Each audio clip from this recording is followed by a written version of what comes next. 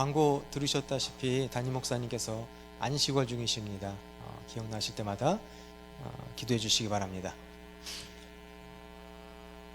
자녀를 키워보신 분들은 아실 거예요. 저도 두 자녀를 두고 있는데 아이들이 이제 낮 동안 잘 놀다가 밤에 들어와서 이것저것 아프다고 얘기해요.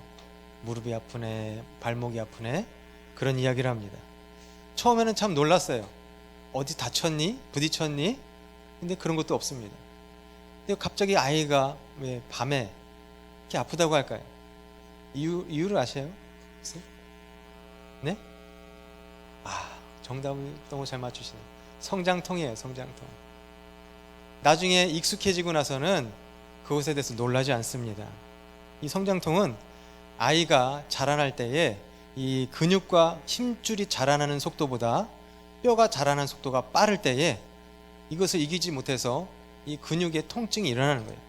그리고 계속되는 것이 아니라 아팠다가 또 나았다가 아팠다가 좋아졌다가, 특별히 또 밤에 많이 아픕니다. 그럴 때 되면은 부모님들이 처음에는 놀랐지만 나중에는 아예 발을 주무르면서 이렇게 이야기를 해줘요. 괜찮아, 키 크려고 그러는 거야. 내일 아침이면 괜찮아질 거예요. 그 이야기를 들으면 그 다음날 아침에 또 다시 멀쩡해집니다. 그래서 아이는 또 다시 열심히 밖에서 뛰어놀죠. 그렇기 때문에 이런 성장통은 질병이라고 볼 수 없어요. 오히려 이 성장통이 있기에 아이는 성장하는 것입니다. 그런데 우리 신앙인에게도 이런 성장통이 있을까요? 맞습니다. 이런 성장통이 신앙인에게도 반드시 존재합니다. 오늘 본문에 나오는 이 이스라엘 백성들이 그 성장통을 경험하고 있어요.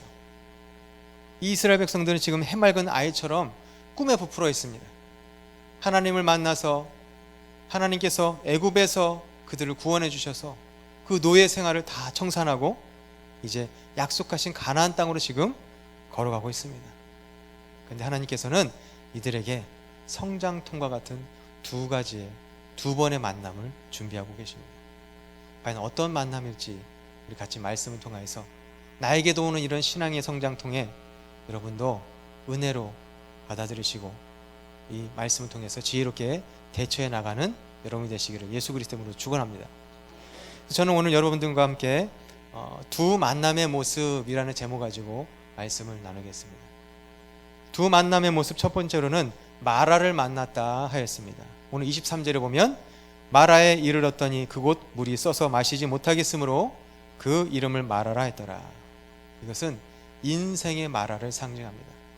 사랑하는 성도 여러분, 때로는 우리의 기대와 달리 하나님께서 인생의 마라와 같은 만남을 갖게 하십니다. 그럴 때 잘 이겨내시기 바랍니다. 이스라엘 백성들은 언급했다시피 출애굽 사건을 경험했어요. 희망에 부풀었습니다. 이제 곧 젖과 꿀이 흐르는 가나안 땅에 도착할 거예요. 그래서 이 사람들은 희망으로 또한 기쁨에 못 이겨서 춤을 추면서 노래하면서 걸어가고 있습니다. 하나님이 우리를 좋은 곳으로 인도해 주실 거야. 우리는 이제 행복할 거야. 근데 현실은 그렇지 않았습니다. 사흘길을 걸었는데 물을 얻지 못했어요. 우리 이런 상황도 아니라 사막에서 사흘 동안 물이 없이 견딘다라는 것은 굉장히 심각한 일입니다. 근래 여러분 그 뉴스 보신 적 있을 거예요. 태국의 축구부 아이들이 동굴에서 18일 만에 구조가 되었습니다. 근데 이 아이들을 며칠째에 이 아이들을 발견했는지 아세요? 열흘째 발견했어요. 열흘째. 그래서 열흘이면 혹시 이 아이들이 무슨 변을 당했지 않았을까, 그런 추측도 많이 했습니다. 근데 이 아이들이 열흘이 되었을 때 발견했는데 그래서 몸은 조금 축나있지만 아직 생명이 살아있었어요. 왜 그랬을까요? 이 아이들에게 먹을 물이 있었어요. 그 동굴에 곳곳에 고여있는 그 물을 먹으면서 열흘 동안 버틸 수가 있었다고 합니다. 사람은 20일 동안 굶어도 살 수 있습니다. 하지만 물이 없이 견딜 수 없는 기간이 딱 3일입니다. 근데 지금 이 무더운 광야에서 이스라엘 백성들은 사흘을 걷고 있었어요. 땀을 흘리고 탈진하고 목마름에 지금 이 사람들은 죽기 일보 직전입니다. 그렇다면 하나님이 하셔야 할 것은 무엇일까요?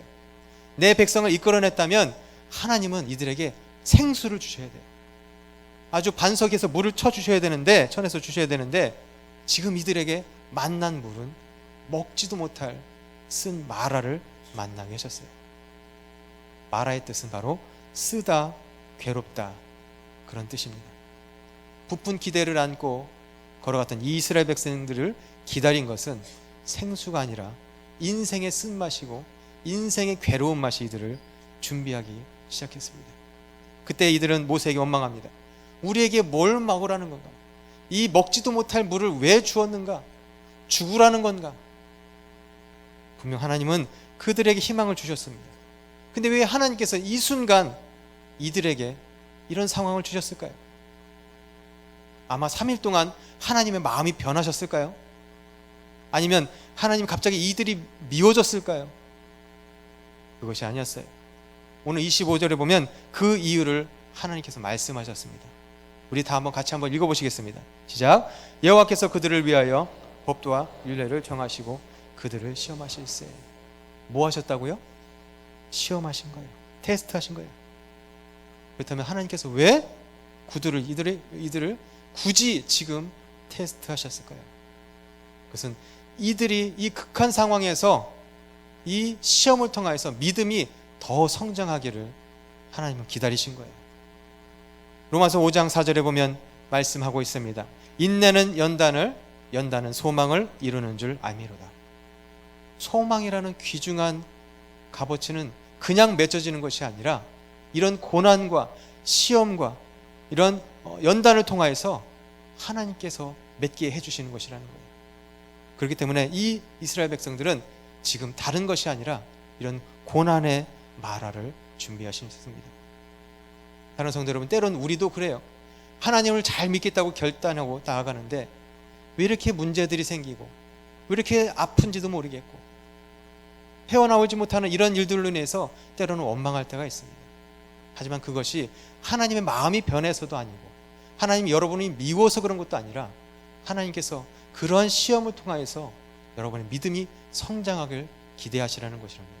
사랑하는 성도 여러분, 그런 마라와 같은 쓰디쓴 고난이 여러분 앞에 당면에 있다 할지라도 결코 원망하지 마시고 여러분이 믿음으로 잘 이겨내실 수 있는 여러분이 되시기를 예수 그리스도로 축원합니다. 신앙의 위대한 선배들이 다 이러한 마라의 고난을 다 경험했습니다. 욥도 그런 경험했고요.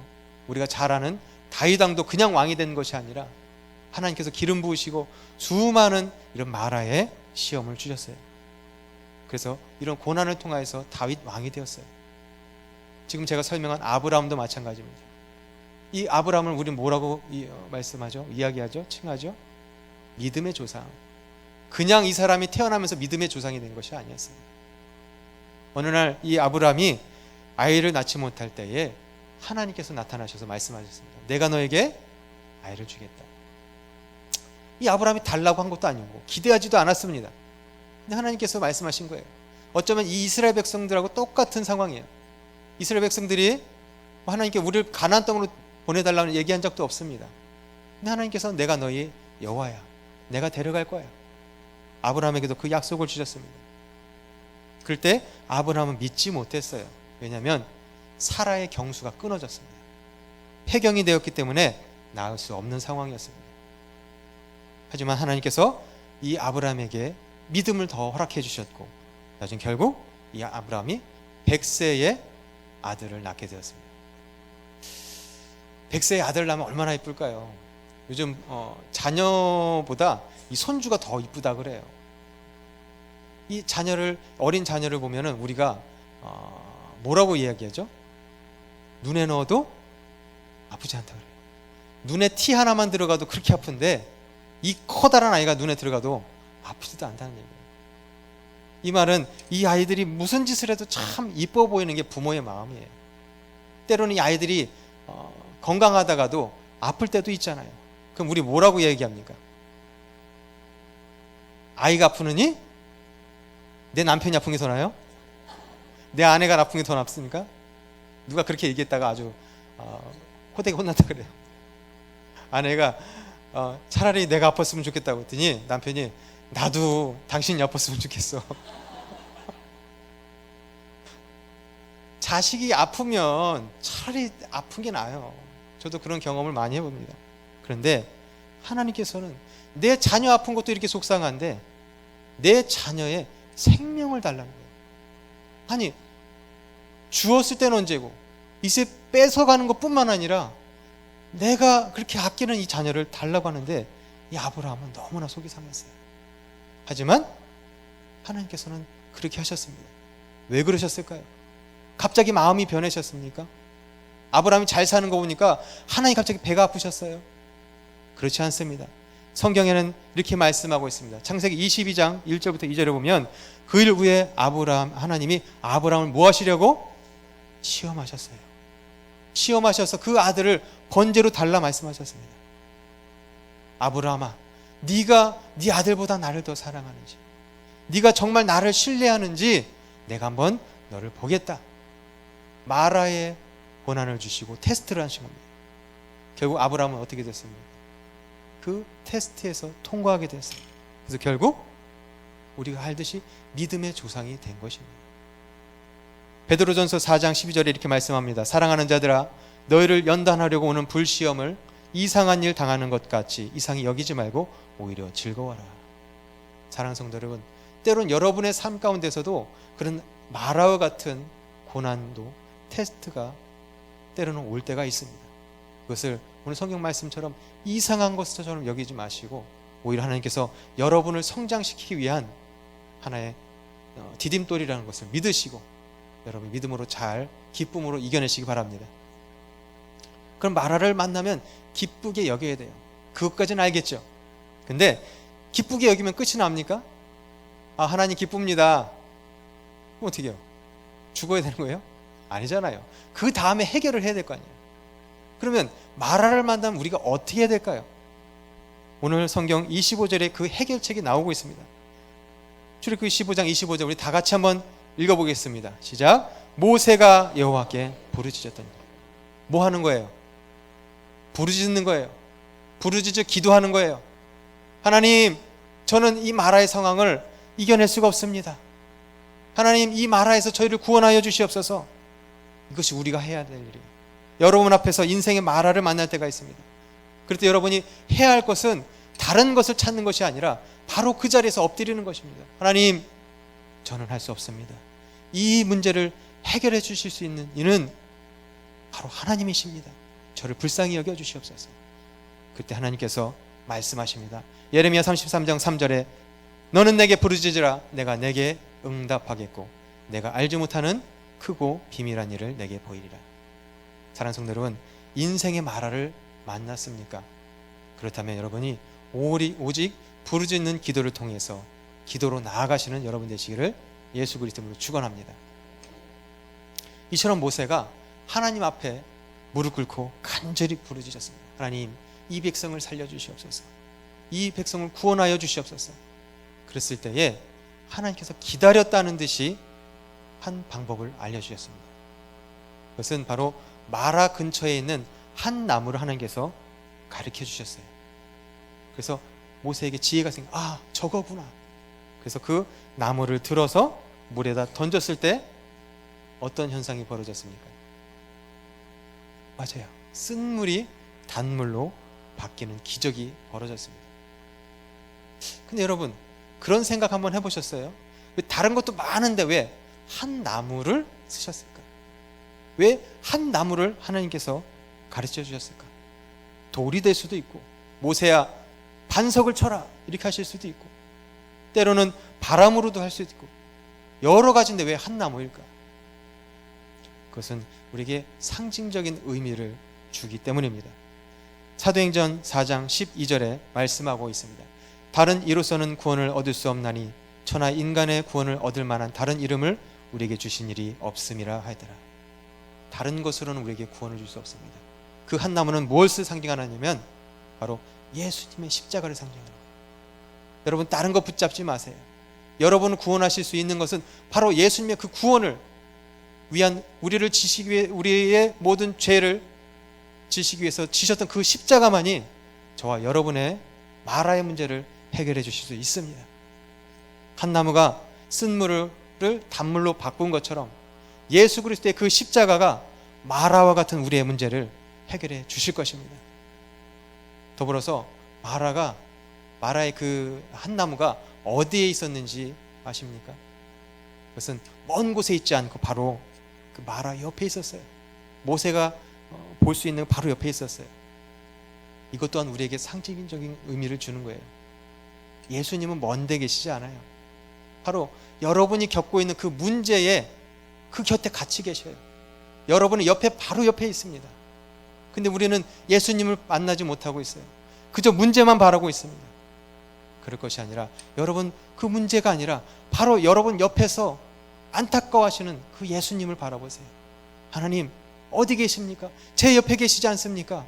저 이런 마라의 문제 가운데서 전 괴로워하고 있습니다. 하나님 저를 도와주시옵소서. 그럴 때 하나님께서 말씀하실 겁니다. 마태복음 20장 28장 20절에 볼지어다 내가 세상 끝날까지 너희와 항상 함께 있으리라 하시니라. 우리가 해야 할 일은 바로 마라 옆에 있는 그 예수님을 발견하는 것입니다. 그리고 그 예수를 통해서 문제를 해결받는 것입니다.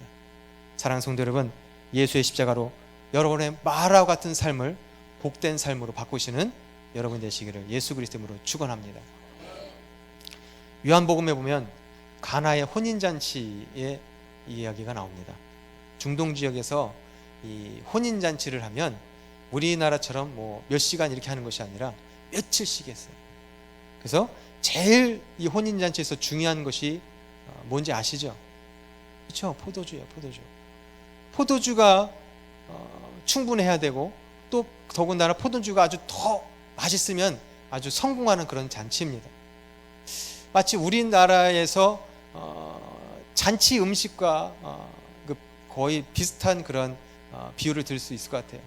여러분 결혼식 가면 뭐가 기억나세요? 예? 신랑 신부 얼굴 기억나십니까? 아니에요. 주례사가 기억나십니까? 아, 그 주례 참 은혜스러웠다. 기억나세요? 안 나요. 뭐 기억나요? 어디에 무슨 연어회가 있는데 그렇게 맛있더라. 어디에 무슨 소바가 있었는데 맛있더라. 반면에 거기 갔는데 먹을 거 하나도 없더라. 그러면 그 경우는 지금 망치는 거예요. 신랑 신부가 아무리 잘 준비했더라도. 여기 이스라엘이 그랬어요. 혼인잔치에 술이 넉넉해야 되고 술이 맛있어야 되는데 지금 혼인잔치에 문제가 생겼어요. 술이 지금 다 떨어졌습니다. 어찌 보면 지금 신랑 신부에게 그 결혼식 하는 가족에게 마라의 위기가 닥친 겁니다. 복습하겠습니다. 마라를 만나면 어떻게 해야 된다 그랬죠? 기도해야 돼요. 이 성경에 나와요. 마리아가 이것을 보고 예수님께 간청하였더라. 성경대로 말씀하는 겁니다. 그때 마리아가 예수님께 간청합니다. 그리고 예수님의 그 한 나무 십자가는 어디 있다 그랬어요? 문제와 함께 있는 거예요. 예수님 멀리 있는 것이 아니라 예수님 불러와라가 아니라 예수님 바로 옆에 계셨어요.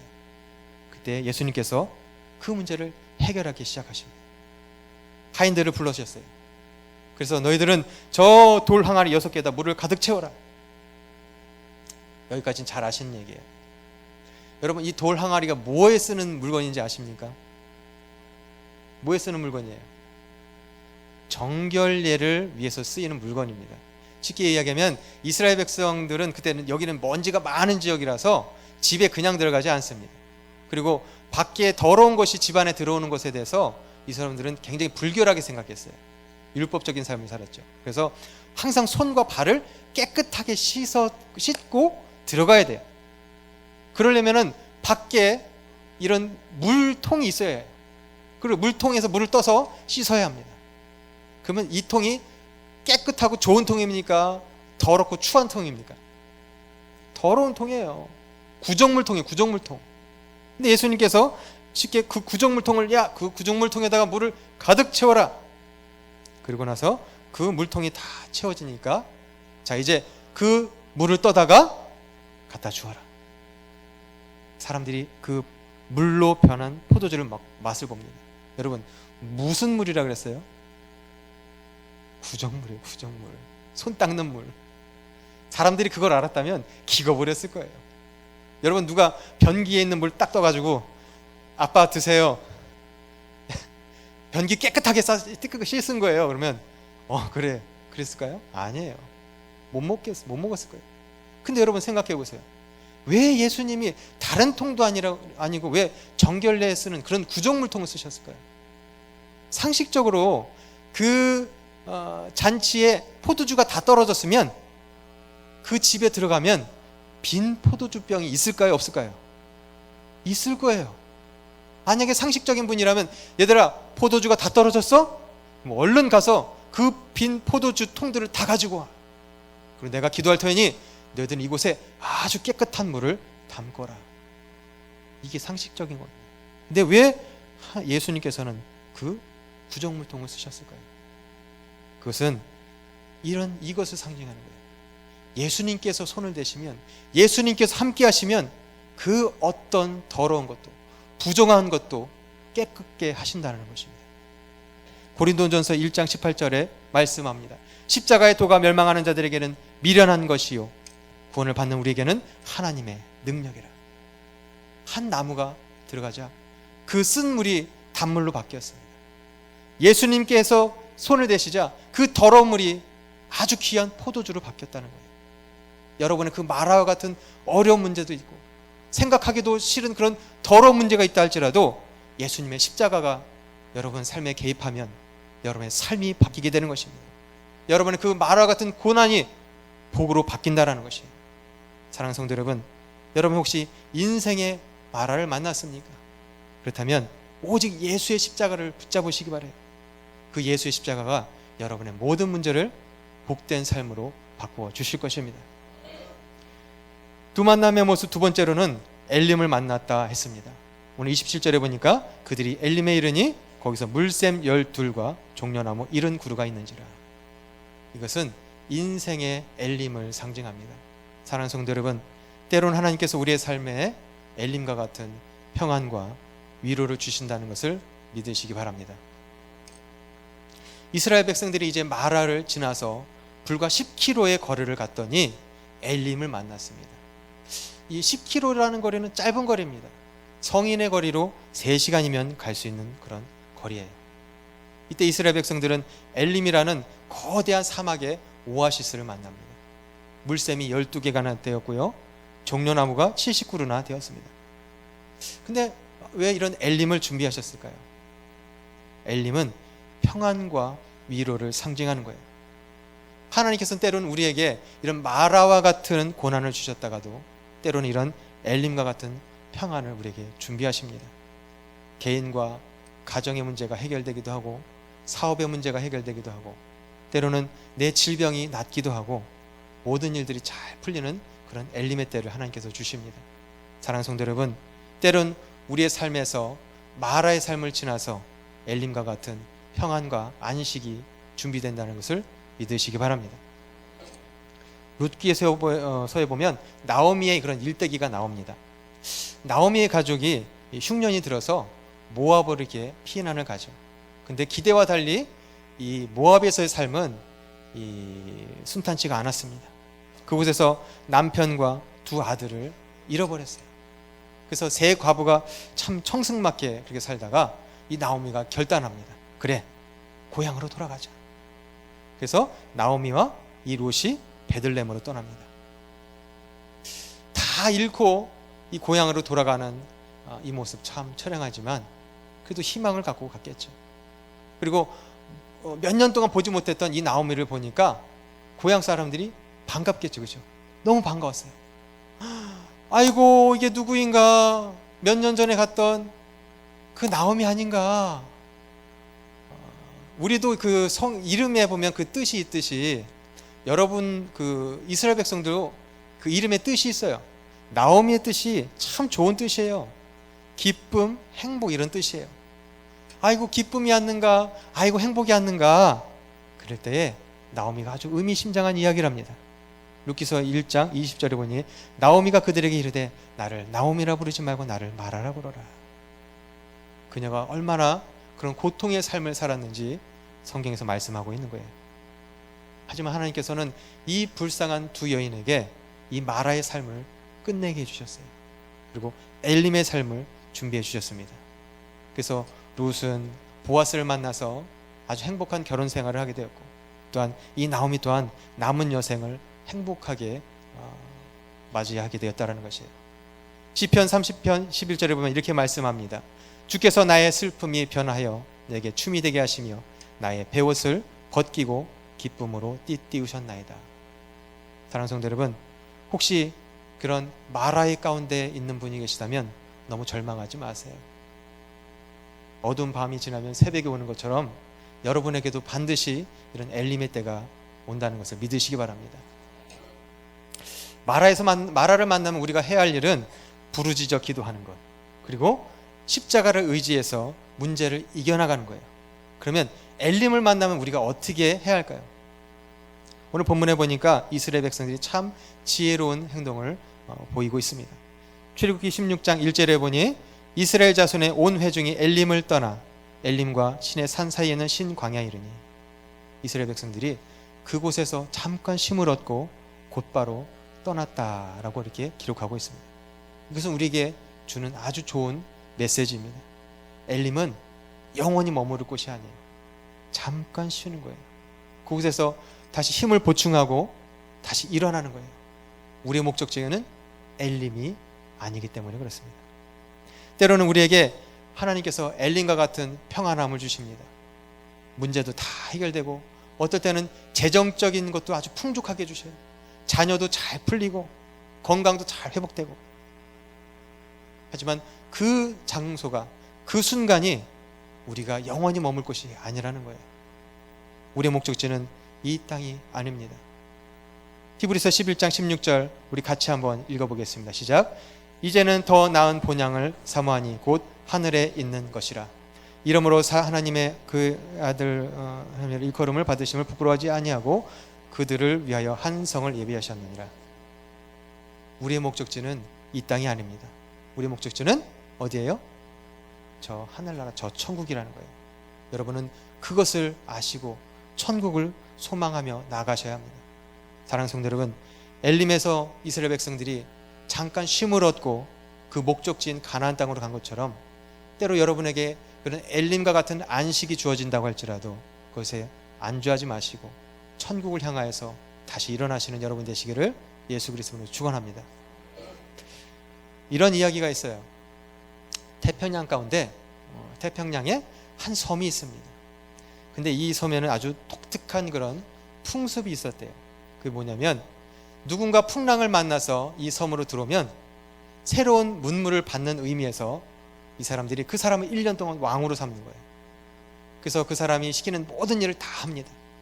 그러다가 1년이 딱 지나는 그날이 되면 그 사람이 왔던 그 모습 그대로 보내주는 거예요. 배를 타고 왔으면 배를 태워 보내버리고, 만약에 뗏목을 타고 왔으면 뗏목을 태워서 보내버리고, 맨몸으로 왔으면 어떻게 해요? 맨몸으로 가야 되는 거예요.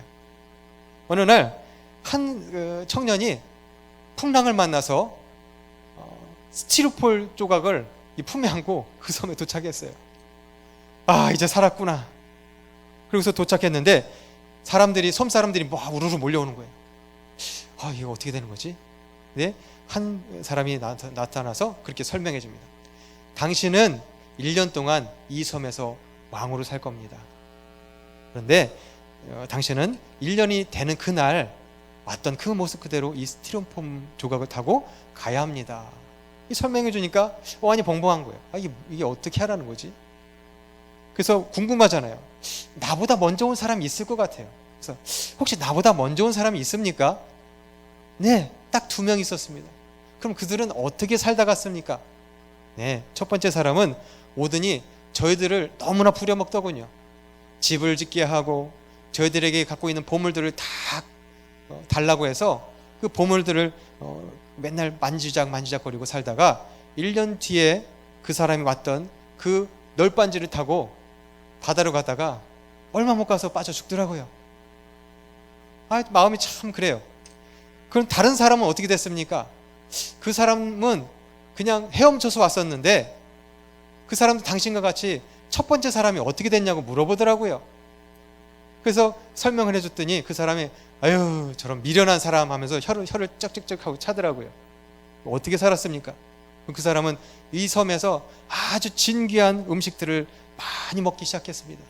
몸에 좋은 것들을 많이 먹고 밤에는 여자들과 함께 노래하고 춤추며 살다가 1년 뒤에는 헤엄쳐서 가야 되는데 너무 살이 쪄가지고 얼마 못 가서 물에 빠져 죽었습니다. 그 이야기를 들으니까 이 남자가 어떻게 해야 되지? 이 섬에서 가장 높은 곳이 어디입니까? 우리 한번 가봅시다. 그래서 그 사람들과 함께 섬의 꼭대기로 올라갔습니다. 그래서 이 섬에서 이렇게 둘러보니까 저 멀리 또 다른 섬이 보이는 거예요. 저긴 뭐예요? 저기요. 저긴 아무도 살지 않는 그냥 무인도입니다. 그 사람이 잘 됐습니다. 당신들 말하기를 1년 동안 내가 시키는 모든 일을 다 한다고 하지 않았습니까? 그렇습니다. 자, 나하고 같이 일합시다. 그래서 그 사람들에게 시켜서 그 섬으로 배를 타고 가서 우물을 파괴하고 없던 나무에 과실수를 심고 채소를 심고 집을 짓게 하고 1년 동안 그 섬을 잘 가꾸었어요. 드디어 1년이 되는 때가 되었습니다. 사람들이 모였습니다. 이제 1년이 되었습니다. 당신은 어떻게 하실 겁니까? 그랬더니 그 사람이 인사를 합니다. 지금까지 나를 잘 도와주셔서 너무나 감사합니다 하면서 인사를 하고 왔던 그 스티로폼 조각을 타고 그 섬으로 건너가게 되었어요. 갔더니 1년 동안 너무나 많은 것들이 다 준비되었습니다. 잘 집도 있게 되었고 우물도 있게 되었고 먹을 과실도 있게 되었습니다. 그래서 그 사람이 그곳에서 남은 생을 살았다라는 그런 이야기가 있어요. 이 이야기는 바로 우리가 사는 이 인생을 축소해 놓은 그런 이야기입니다. 우리는 이 섬이라는 곳, 이 세상이라는 섬에 와서 원하든 원치 않든 잠깐 짧게 살다가는 그런 운명을 갖고 태어났습니다. 여러분이 소원하든 소원하지 않든 여러분은 이 세상이라는 섬에서 잠깐 있다가 떠나가야 되는 그런 상황을 우리는 맞게 되었어요. 그렇다면 우리가 소망해야 될 것이 무엇일까요? 혹시 우리가 이런 엘림과 같은 상황을 맞이했다고 할지라도 우리는 이 땅에서 안주해서는 안 될 것이에요.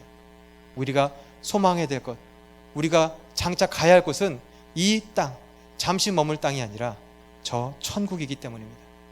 고린도후서 5장 1절에서 2절에 보면 만일 땅에 있는 우리의 장막집이 무너지면 하나님께서 지으신 집 곧 손으로 지은 것이 아니요 하늘에 있는 영원한 집이 우리에게 있는 줄 아느니라. 하늘로부터 오는 우리의 처소를 덧입기를 간절히 사모하노라. 사랑하는 성도 여러분, 때로 여러분에게 이런 엘림과 같은 희망적인 아주 평온한 삶이 있다 할지라도 이 땅에 안주하지 마시고 다시 일어나셔서 저 천국을 향해서 이 하루도 한 걸음을 떼시기 바랍니다. 말씀을 마치겠습니다. 전도서 7장 14절에 보면 오늘 이 엘림과 마라에 대한 이야기를 마치 묘사해 놓은 것 같은 그런 말씀이 나옵니다. 우리 같이 한번 읽어보시겠습니다. 형통한 날에는 기뻐하고 곤고한 날에는 되돌아보아라. 이 두 가지를 하나님이 병행하게 하사 사람이 그의 장래일을 능히 행하려 알지 못하게 하니라. 하나님께서는 여러분의 영적인 성장을 위해서 때로는 엘림과 같은 상황을 준비하시고 때로는 마라와 같은 상황을 병행해서 준비하십니다. 여러분이 마라를 지나 엘림을 지났다고 해서 끝이 아니라 또 여러분에게 하나님께서는 마라를 주실 것이고 또다시 엘림을 주실 거예요. 그렇게 여러분은 영적인 성장을 이루어서 그리스도의 장성한 분량으로 성장하게 될 것입니다. 그것을 믿고 소망하는 여러분 되시길 바랍니다. 우리 결단에 찬양하시겠습니다.